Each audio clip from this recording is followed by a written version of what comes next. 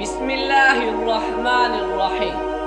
حضرت محمد صلی اللہ علیہ وسلم اور ایک جن کا واقعہ۔ مکہ مکرمہ میں ولید نام کا ایک کافر رہتا تھا۔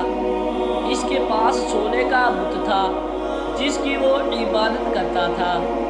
ایک دن یہ بت ہل گیا اور کہنے لگا، لوگوں اس بات کی تصدیق نہ کرو کہ محمد صلی اللہ علیہ وسلم اللہ کے رسول نہیں ہے۔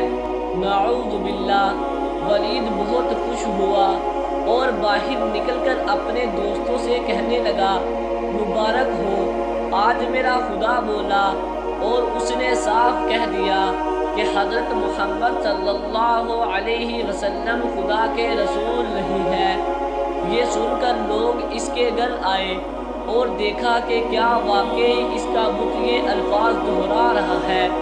لوگ بہت خوش ہوئے اور اگلے دن ولید کے گھر میں عام اعلان کے ذریعے ایک بڑا جلسہ منعقد ہوا کہ اس دن بھی بت کے منہ سے یہی جملہ سنا۔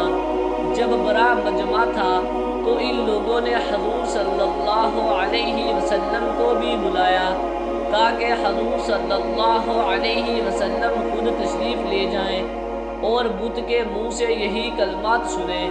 حضرت محمد صلی اللہ علیہ وسلم جب تشریف لائے تو بت بولا، اے اہل مکہ، اچھی طرح جان لو کہ محمد صلی اللہ علیہ وسلم اللہ کے سچے رسول ہیں۔ ان کا ہر قول سچا ہے، ان کا دین حق ہے، تم اور تمہارے بت جھوٹے، گمراہ اور گمراہ ہے۔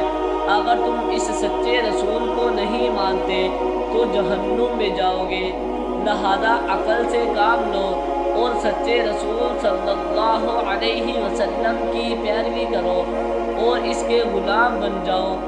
بت کی یہ باتیں سن کر ولید بہت ڈر گیا اور اس نے اپنے دیوتا کو پکڑ کر زمین پر پھینک دیا اور ٹکڑے ٹکڑے کر دیا۔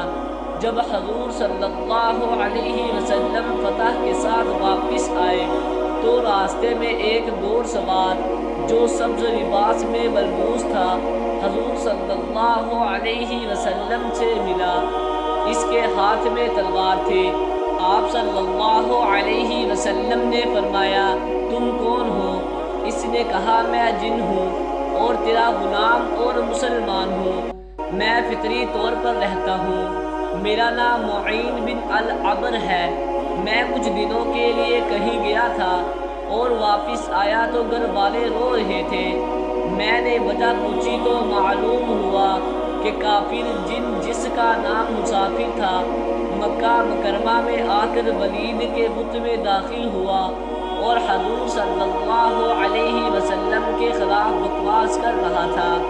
یا رسول اللہ صلی اللہ علیہ وسلم، مجھے بہت غصہ آیا اور راستے میں نے اس کو قتل کر دیا اور پھر میں خود ولید کے بت میں داخل ہوا اور جو کچھ انہوں نے کہا میں نے کہا ہے۔ یا رسول اللہ صلی اللہ علیہ وسلم۔ جب رسول اللہ صلی اللہ علیہ وسلم نے یہ واقعہ سنا تو بہت خوشی کا اظہار کیا اور اس دن غلام کے لیے دعا فرمائی۔ امید ہے کہ آپ کو ویڈیو اچھی لگی ہوگی۔ ویڈیو اچھی لگی ہے تو ویڈیو کو لائک ضرور کر دیں اور چینل کو بھی سبسکرائب کر دیں تاکہ اس طرح کے انفارمیٹیو ویڈیوز آپ کے پاس بر وقت